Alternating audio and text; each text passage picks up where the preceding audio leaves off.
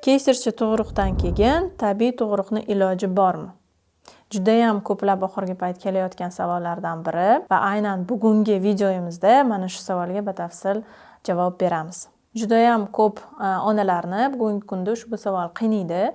Kesirchi tug'ruqdan keyin tabiiy tug'sa bo'ladimi? Bu bola uchun xavfli emasmi yoki bu men uchun xavfli emasmi? Qachon tabiiy tug'ishimiz mumkin va bunga qanday tayyorlanishimiz kerak, nimalar qilishimiz kerak? Qachon esa buni iloji yo'q? Mana shu barcha savollarga bugungi videoda javob topasiz degan umiddamiz. Meni ismim Ziyoda Xajayeva va mana shu Rahma loyihasi asoschisiman. Hozirgi kunda valiolog, nutritsiolog bo'lib o'z faoliyatimni yuritaman. 3 yildan buyon onalarga bola parvarishi, bolani sog'lom ovqatlantirish va shuningdek hozirgi kunda demak yengil tug'ruqga tayyorlov bo'yicha faoliyat olib bormoqdamiz va onalarga yordam berib kelmoqdamiz. Ushbu bizni Rahma loyihamiz kanaliga obuna bo'lishni unutmang, chunki bu yerda juda ham qimmatli, foydali ma'lumotlarni topishingiz aniq. Kesirchi tug'ruqdan so'ng demak tabiiy tug'ruqni iloji bor va hozirgi kunda buni qo'llab kelishmoqda. Bu narsaga agar chuqur tayyorlansa ayol va to'laqonli o'sha organizmimiz ushbu jarayonga tayyor bo'lsa, javob bersa, barcha talablarga biz buni qila olamiz. Lekin buni demak individual holatlar ham mavjud. Birinchi o'rinda demak birinchi tug'ruqdan minimum 3 yil o'tgan bo'lishi kerak. Minimum. Juda ham ko'p onalar murojaat qilishadi. Men 1 yil oldin tug'ganman, kesariya secheniya bo'lgan va hozir endi yana homiladorman, o'zim tug'sam bo'ladimi? Bunaqa holatda orasi 1-2 yil bo'lgan holatlarda organizm to'laqonli tiklanishga ulgurmagan bo'ladi va mana shu choklar bitishi to'laqonli bo'lgan bo'lmaydi. Mana shu joyda, ya'ni juda ham nozik to'qimalar hali o'sha bitgan bo'lsa-da, juda ham nozik hisoblanadi. Aynan shuning uchun orasi juda ham yaqin bo'lsa, biz afsuski katta ehtimol bilan tabiiy tug'ruqni iloji yo'q. Lekin mana shu orasi minimum 3 yil bo'lgan paytda biz bu variantni ko'rib chiqa olamiz, ya'ni onani umumiy organizmini holatiga qarab. Ideal ravishda orasi 4-5 yil bo'lgani. Agar siz qandaydir ko'rsatma bilan birinchi homiladorligingizni o'sha birinchi tug'ruq kesariya secheniya jarayoni orqali sodir bo'lgan bo'lsa, keyingi tug'rug'ingizni demak mas'uliyat bilan yondashib rejalashtirishingiz kerak. Agar tabiiy tug'ruq keyingisida xohlayotgan bo'lsangiz, albatta tug'ruqlarning orasini uzoqlashtirishimiz kerak va organizm butunlay tiklanib olishiga biz sharoit yaratishimiz kerak. Bunda mana shu choklar to'laqonli bitib, to'qimalar mustahkam bo'lib olgandan keyin, 4-5 yil o'tgandan keyin biz keyingi farzandimizda tabiiy tug'ruqga tayyorlansak bo'ladi. Keyingi ta'sir etadigan omil kesish jarayoni ham turli xil ravishda o'tkaziladi. Bu avval qo'llanilardi, hozir ham ba'zi bir holatlarda qo'llanishi mumkin. Bu albatta xirurgning o'zini metodikalaridan kelib chiqib, vertikal holatda kesilganda, kamdan kam holatlarda demak keyingi tug'rug'imiz tabiiy bo'lishiga ko'pincha ruxsat berilmaydi, xavfli hisoblanadi. Lekin agar kesirchi kesish hozirgi kunda aktiv ravishda mana shu metodikadan qo'llaniladi, gorizontal holatda kesilish bo'lgan bo'lsa, bunda keyingi tug'ruqlarda tabiiy tug'ruq iloji bor, ya'ni o'sha ehtimoli bor. Buni ustida ishlab erishsak bo'ladi. Va sizda qanday kesirchi jarayoni kechganidan kelib chiqib, demak buni hal qilasiz. Mutaxassisga murojaat qilib, mana shu o'sha kesirchi kesish o'tkazilgan joyini chuqur o'rganiladi. Matka o'rganib chiqiladi tahlillar yordamida. Mana shu choklarni holati, ular bitganligi, qanday ko'rinishda ekanligi barchasi o'rganilib chiqilgandan keyin umumiy xulosa beriladi. Qachon kesirchi tug'ruqdan so'ng tabiiy tug'ruq ruxsat berilmaydi? Aytib o'tganimdek, birinchi bo'lib agar vertikal ko'rinishda kesirchi tug'ruq bo'lgan bo'lsa, ikkinchisi bu agar ona bir martadan ko'proq kesir va secheniya jarayonini boshdan o'tkazgan bo'lsa, ya'ni birinchi, ikkinchi farzandlarini kesarevich secheniya orqali tug'gan, endi 3-sini tabiiy ravishda tug'ishni xohlayapti.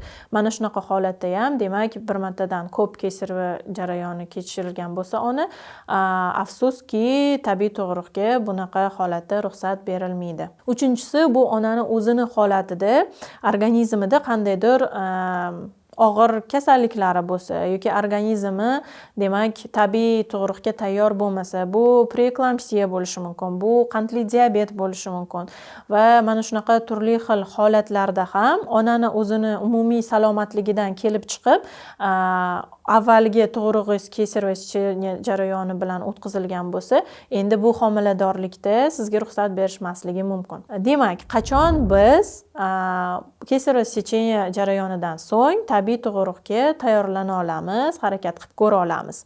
Agar sizda bir marotaba kesarevich secheniya jarayoni boshingizdan kechirgan bo'lsangiz va oralig'i minimum 3 yil bo'lsa, o'zingizni salomatligingiz holati, umumiy holat juda ham yaxshi bo'lsa va buni albatta tahlillar topshirib ko'riladi, o'zingizni fiziologik holatingizdan kelib chiqib, demak, biz harakat qilamiz. Qanday tayyorgarchilik ko'ramiz? Birinchi o'rinda umumiy salomatlik. Umumiy salomatlikka katta e'tibor qaratamiz, barcha defitsitlarni to'ldiramiz, organizmimizni chiniqtiramiz. Mana shu mushaklarni, to'qimalarni chiniqtirish maqsadida, ya'ni ularni yanada mustahkam qilish maqsadida albatta sportga yuzlanamiz, sport bilan shug'ullanishni boshlaymiz, sog'lom hayot tarziga o'tamiz. Birinchi avvalambor sog'lom hayot tarziga o'tganimizdan keyin organizmimiz yanada yaxshiroq tiklanishni boshlaydi va organizmimizni to'laqonli tiklanib olgandan keyin biz, demak, homiladorlikka rejalashtiramiz. Homilador bo'lganimizdan keyin ham mana shu aktivlikni saqlab qolgan holda, o'zimizni ehtiyot qilgan holda, sog'lom hayot tarziga rioya qilib, sog'lom ovqatlanishga rioya qilib, mana shu bizni holatimizni og'irlashtirmaydigan narsalardan uzoqlashib, sog'lom o'tkazishga harakat qilamiz va mana shuni o'zi, demak, yetarli bo'ladi. Qo'shimcha ravishda o'sha choklarni holatini ham ko'rilib, biz oqsil manbaini, demak, nazorat qilishimiz kerak. Mana shu to'qimalar yaxshi tiklanib olishi uchun, to'qimalar mustahkam bo'lishi uchun bizga oqsillar kerak. Va bunda albatta sizni birinchi o'rinda sog'lom ovqatlanishingiz juda ham katta muhim rol o'ynaydi. Homiladorlik vaqtida ham bola o'sha katta bo'lgan sari bizga juda ham ko'p miqdorda oqsillar kerak bo'lishi mumkin. Oddiy hayot tarzimizdan ko'ra ko'proq oqsillar kerak bo'ladi. Agar oqsil normasi yetarli bo'lmasa, mana shu to'qimalarimiz albatta nimjonlashadi. Shuning uchun ovqatlanishimizda oqsilga katta e'tibor berishimiz kerak bo'ladi. To'laqonli, xilma-xil ovqatlanishimiz kerak bo'ladi. Hayvonot mahsulotlarini, o'simlik oqsillarini, demak, ratsionimizda doimiy ravishda bo'lishi kerak. Bu albatta go'sht, tuxum, baliq, o'simlik mahsulotlaridan dukkakli mahsulotlar juda ham oqsilga boy, boshoqlar juda ham oqsilga boy, yong'oqlar juda ham oqsilga boy. Mana shu mahsulotlarni albatta ratsionimizga kiritamiz va sog'lom ovqatlanishga harakat qilamiz. Mutaxassisga murojaat qilamiz, choklarimizni tekshiramiz va ularni holatini, demak, nazorat qilib boramiz. Hammasi joyidami? O'sha homiladorlik vaqtida ham oxirgi trimestrlarda albatta choklarni ko'rinishini, buni albatta mutaxassis, ya'ni vrach baholaydi. Matkadagi choklarni holatini, hammasini mutaxassis, demak, ko'rib beradi va tahlil qilib beradi. Undan tashqari, albatta kesarevich secheniya jarayonidan keyin tabiiy tug'ruqni qabul qilib oladigan mutaxassis topishimiz kerak bo'ladi. Chunki bu ishni hamma ham bajarmaydi va bunda tajribasi bor bo'lgan akusher, bunda tajribasi bor bo'lgan vrachga murojaat qilishimiz kerak. Mana shu vrachni topib, demak, uni oldindan ogohlantirib, mana shu tug'ruqga tayyorlanishimiz kerak. U sizga qo'shimcha ravishda balki qandaydir tavsiyalar ham beradi, ularni qilishingiz kerak bo'ladi tabiiy tug'ruqga tayyorlanish uchun va aynan tajribasi yuqori bo'lgani uchun har qanday holatga ular tayyor bo'lishadi. Ko'rib turganingizdek, bu juda ham individual jarayon hisoblanadi va har bitta organizm individual holatda turli xil reaksiya bildirishi mumkin. Hammamizni organizmimizda turli xil kasalliklar mavjud yoki holatlar. Qanday o'sha boshimizdan kechirishimiz bu albatta individual tarzda sodir bo'ladi. Shuning uchun siz o'zingizning organizmingizdan kelib chiqib bu qarorni qabul qilasiz va umumiy bugungi videodagi mana shu rekomendatsiyalar demak sizga asqotadi degan umiddamiz. Albatta e'tibor berasiz o'sha homiladorligingizni oralig'iga, qancha davr o'tganiga, o'zingizning holatingiz qanaqa ekanligiga.